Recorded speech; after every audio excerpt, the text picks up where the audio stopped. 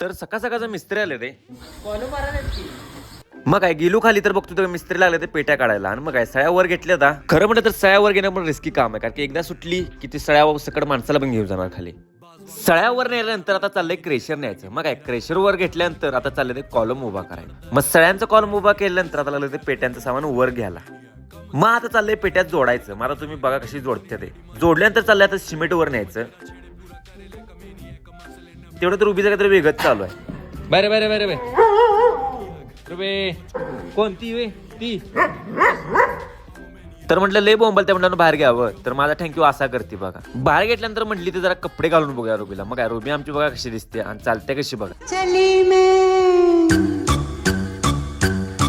Low चली मैं. तिथनं म्हटलं मिस्त्री काय करते, तर मिस्त्री चाललंय बारका कॉलम भरायचं. मग आता कशी भरते ते बघा.